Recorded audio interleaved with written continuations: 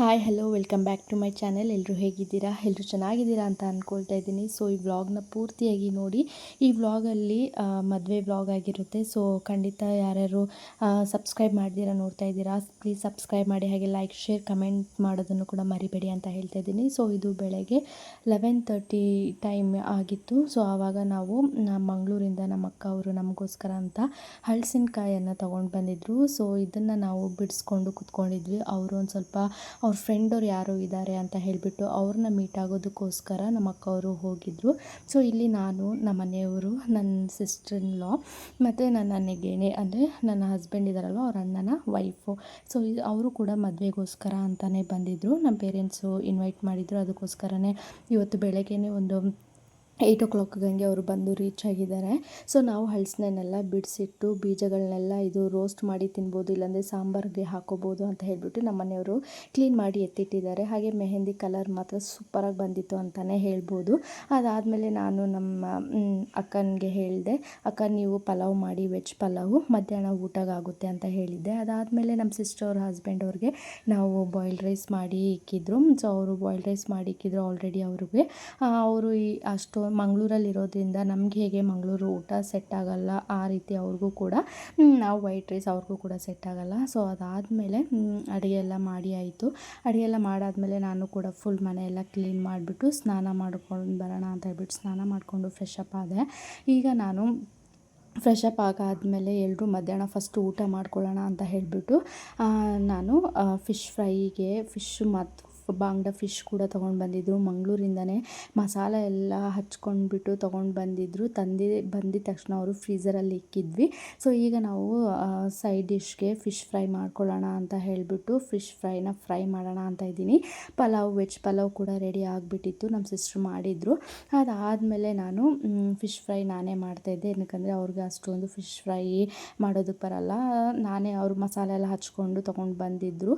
ಅದಕ್ಕೋಸ್ಕರ ನಾನೇ ಫ್ರೈ ಮಾಡೋಣ ಅಂತ ಹೇಳ್ಬಿಟ್ಟು ತವಾ ಮೇಲೆ ಫ್ರೈನ ಮಾಡ್ತಾಯಿದ್ದೀನಿ. ಎಷ್ಟು ಅದ್ಭುತವಾಗಿತ್ತು ಟೇಸ್ಟು ಅಂದರೆ ಸಖತ್ತಾಗಿತ್ತು ಅಂತಲೇ ಹೇಳ್ಬೋದು. ಅವರೇ ಒಂದು ಡಿಫ್ರೆಂಟಾಗಿ ಮಸಾಲ ಒಂದು ಅಲ್ಲಿಂದನೇ ಯಾವುದೋ ಮಸಾಲ ಬರುತ್ತೆ, ಆ ಮಸಾಲ ಫಿಶ್ ಮಸಾಲ ಅಲ್ಲಿಂದನೇ ಅವರು ನಮಗೆ ಸಪ್ರೇಟಾಗಿ ಮಸಾಲ ಪ್ಯಾಕೆಟ್ ಕೂಡ ತೊಗೊಂಡು ಬಂದಿದ್ದರು. ಹಾಗೆ ಫಿಶ್ಗೆ ಮಸಾಲ ಅಲ್ಲೇ ಅವರು ಫುಲ್ಲು ಸ್ಟಫಿಂಗ್ ಮಾಡಿಬಿಟ್ಟು ತೊಗೊಂಡು ಬಂದಿದ್ದರು. ನೋಡ್ತಾ ಇದ್ದೀರಲ್ವ, ನೋಡ್ತಾ ಇದ್ರೇ ನಿಮಗೆ ಬಾಯಲ್ಲಿ ನೀರು ಬರ್ತಾ ಇರ್ಬೋದು.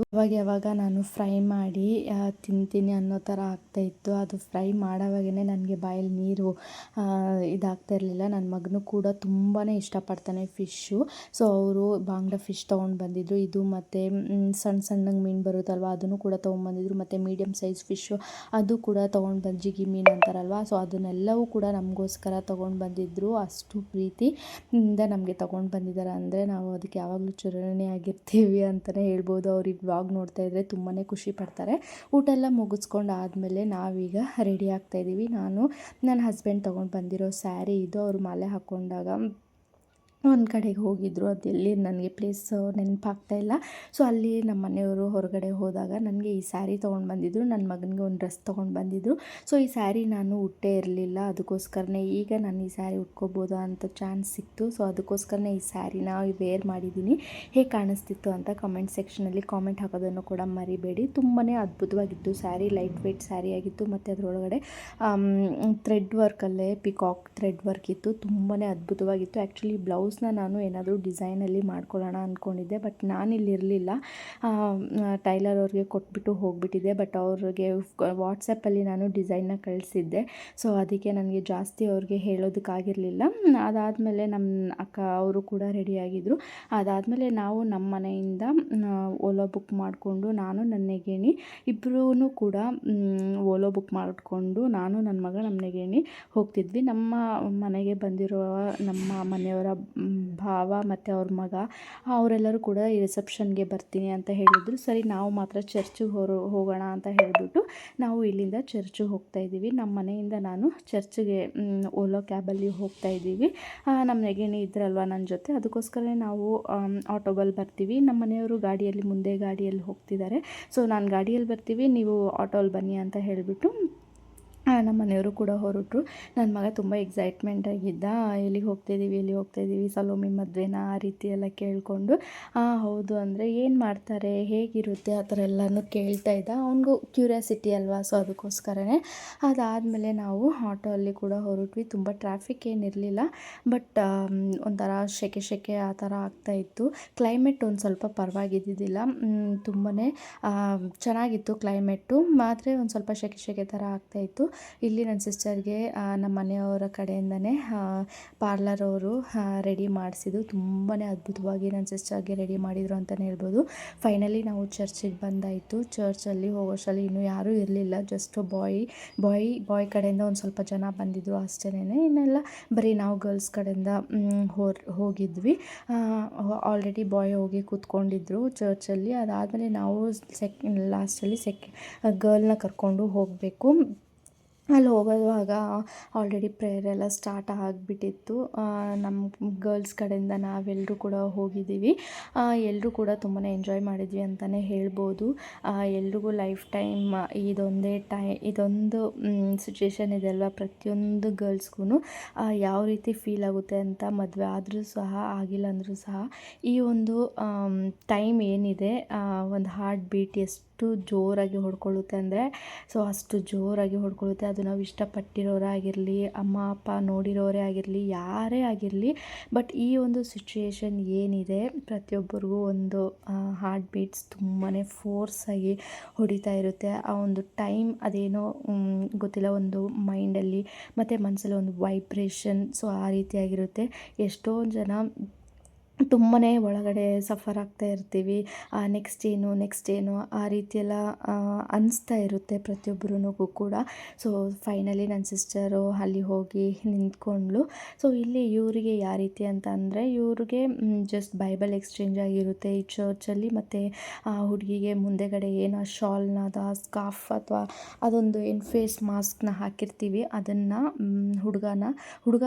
ಹುಡುಗ ಮೇಲೆ ಎತ್ತುತ್ತಾನೆ. ಮತ್ತು ಬೈಬಲ್ ಎಕ್ಸ್ಚೇಂಜ್ ಮಾತ್ರ ಚರ್ಚಲ್ಲಾಗಿರುತ್ತೆ ಹೊರತು ತಾಳಿ ಕಟ್ಟೋದು ಅದೆಲ್ಲ ರಿಸೆಪ್ಷನಲ್ಲಿ ಮಾಡಬೇಕಾಗಿರುತ್ತೆ ನಮಗೆ.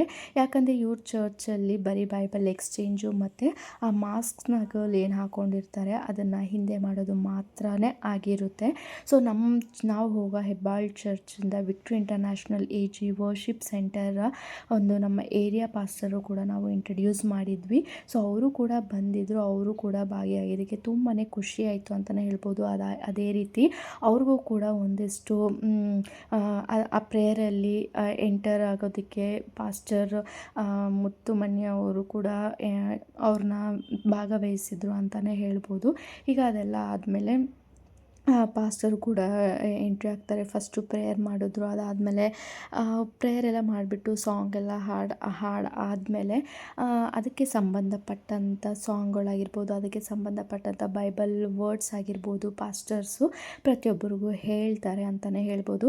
ಏನಕ್ಕಂದರೆ ಮದುವೆ ಆದಮೇಲೆ ನಮ್ಮ ಲೈಫೇ ಚೇಂಜ್ ಆಗುತ್ತೆ, ನಮ್ಮ ಲೈಫೇ ಬದಲಾವಣೆ ಆಗುತ್ತೆ. ಫಸ್ಟು ಯಾವ ರೀತಿ ನಾವು ಯೂತಲ್ಲಿ ಇರ್ತಾಯಿದ್ವಿ, ಯಾವ ರೀತಿ ಅಪ್ಪ ಅಮ್ಮನ ಜೊತೆಗೆ ನಾವು ಯಾವ ರೀತಿ ಬೆಳೆದಿರ್ತಿದ್ವಿ, ಅದನ್ನು ಬಿಟ್ಟು ಒಂದು ಬೇರೆಯೇ ಲೈಫ್ ನಮ್ಮದು ಚೇಂಜ್ ಆಗುತ್ತೆ ಅಂತಲೇ ಹೇಳ್ಬೋದು. ಆ ಜಾಗದಲ್ಲಿ ಯಾರೇ ಒಂದು ಹೆಣ್ಮಗು ಆಗಿದ್ದರೂ ಕೂಡ, ಯಾವುದೇ ಒಂದು ಗಂಡು ಮಗು ಆಗಿದ್ದರೂ ಕೂಡ ಮದುವೆ ಆದಮೇಲೆ ನಾವು ಯಾವ ರೀತಿ ಇರಬೇಕು, ನಾವು ಯಾವ ರೀತಿ ಮಾತನಾಡಬೇಕು, ನಾವು ಯಾವ ರೀತಿ ನಡ್ಕೊಳ್ಬೇಕು, ಪ್ರತಿಯೊಂದನ್ನು ಕೂಡ ನಮಗೆ ಚರ್ಚಲ್ಲಿ ಪಾಸ್ಟರು ಹೇಳ್ತಾರೆ.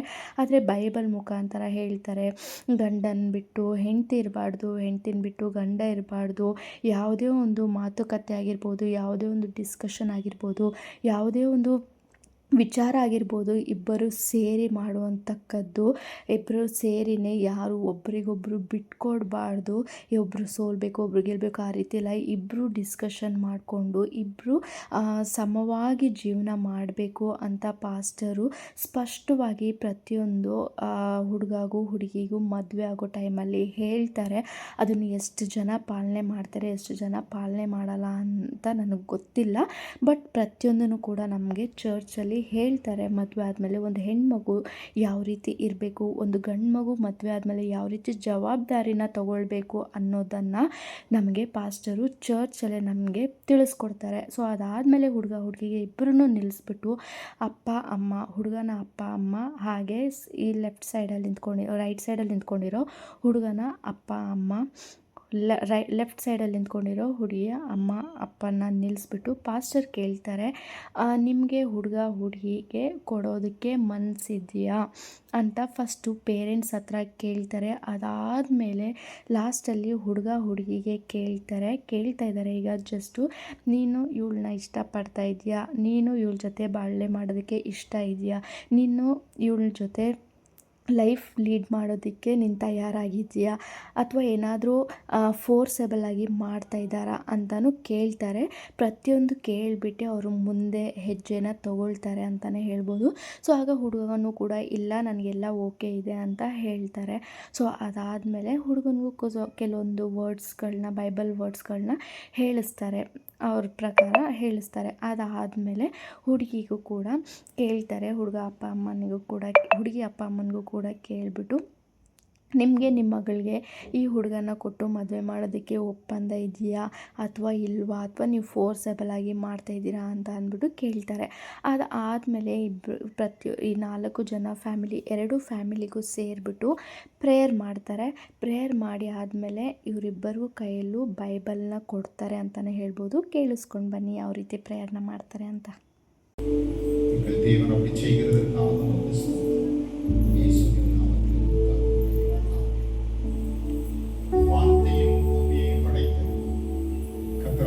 இயேசு கிறிஸ்துவின் நாமத்தினால் ஆபிரகாம் ஜான்ராஜின் மணமகள் சலோமி என்ற மகளை வாழ்க்கை துணையாக விவாகம் அணுகியவர்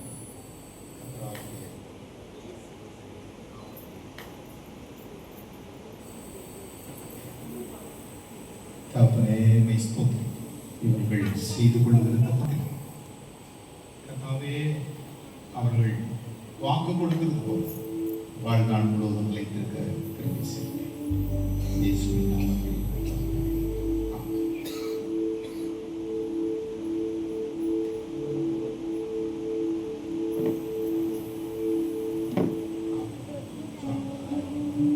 அப்ரஹாம் ஜான் ஆகிய நான் சலோமி ஆகிய உன்னை இன்று முதல் என் விவாகம் மனைவியாக ஏற்றுக்கொண்டு வாழ்விலும் தாழ்விலும் சுகத்திலும் துக்கத்திலும் ஜீவ காலம் முழுவதிலும் முதலாவது கர்த்தரையும் அடுத்து உன்னையும் நேசிப்பேன், உனக்கு ஏற்ற புருஷனாக இருப்பேன் என்று கர்த்தராகிய இயேசு கிறிஸ்துவின் நாமத்தில் வாக்கு கொடுக்கிறேன். என்னுடையவைகள் எல்லாம் உன்னுடையவைகள் என்றும் பிறர் முகம் பாராமல் உன்னை நேசித்து உன்னை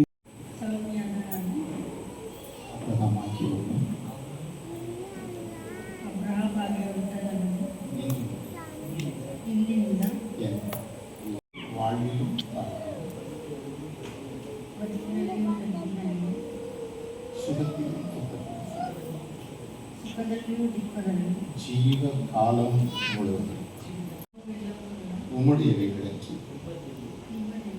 பிறர் முகம் பாராமல்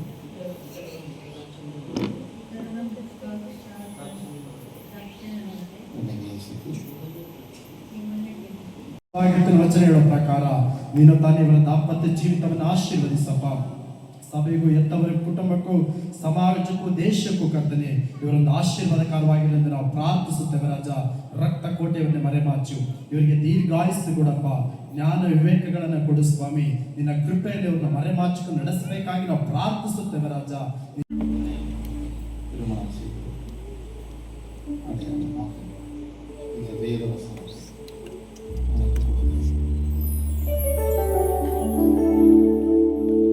ಸೊ ಇದಾದಮೇಲೆ ಈಗ ಅವ್ರಿಗೆ ಬೈಬಲ್ನ ಕೊಟ್ಬಿಟ್ಟು ಬೈಬಲ್ ಎಕ್ಸ್ಚೇಂಜ್ನ ಮಾಡಿಸ್ತಾರೆ. ಇದೇ ಅವರ ಒಂದು ಚರ್ಚ್ ರೂಲ್ಸ್ ಆಗಿರುತ್ತೆ.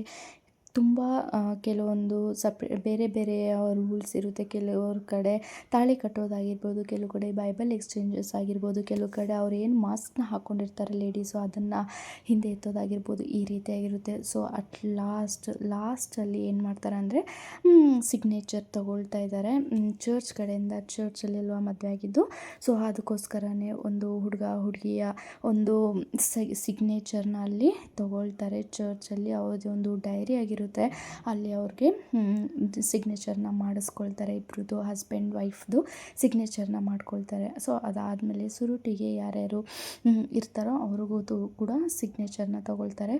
ಅದಾದಮೇಲೆ ಫೋಟೋಸ್ ಸೆಕ್ಷನ್ ಸ್ಟಾರ್ಟ್ ಆಗುತ್ತೆ ಹುಡುಗ ಹುಡುಗಿದು. ಈಗ ಹುಡುಗ ಸ್ಕಾರ್ಫ್ನ ಮೇಲೆ ಮಾಡಿ ಆಯಿತು. ಈಗ ಅಲ್ಲಿ ನಿಲ್ಲಿಸ್ಬಿಟ್ಟು ಒಂದು ಫೋಟೋಸ್ನ ಕ್ಲಿಕ್ಕಿಂಗ್ನ ಮಾಡ್ತಾರೆ. ಸೊ ಈ ರೀತಿಯಾಗಿರುತ್ತೆ ಒಂದು ಕ್ರಿಶ್ಚಿಯನ್ ಮ್ಯಾರೇಜು. ಪ್ರತಿಯೊಂದು ಕಡೆ ಡಿಫ್ರೆಂಟ್ ಆಗಿರುತ್ತೆ. ಒಂದು ಕಾಲುಂಗುರ ಹಾಕೋದಾಗಿರ್ಬೋದು ಇದೆಲ್ಲ. ಬಟ್ ಒಬ್ಬೊಬ್ಬರ ಕ್ಯಾಸ್ಟಲ್ಲಿ ಒಂದೊಂದು ಥರ ಇರುತ್ತೆ ಅಂತ ಹೇಳಿದ್ನಲ್ವ. ಸೊ ಅದೇ ಥರ ಇಲ್ಲಿ ಏನು ಕಂಪಲ್ ಆ ಥರ ಏನೂ ಇರಲಿಲ್ಲ. ಕಾಲುಂಗುರ ಇವಾಗಲೇ ಹಾಕಬೇಕು ಆ ರೀತಿ ಎಲ್ಲ ಏನೂ ಇರಲಿಲ್ಲ. ಸೊ ಪ್ರತಿಯೊಬ್ಬರು ನಾವು ಬರೀ ನಮ್ಮ ಫ್ಯಾಮಿಲಿಯವ್ರು ಮಾತ್ರನೇ ಚರ್ಚಿಗೆ ಬಂದಿದ್ವಿ, ಬೇರೆ ಯಾರೂ ಚರ್ಚಿಗೆ ಬಂದಿರಲಿಲ್ಲ.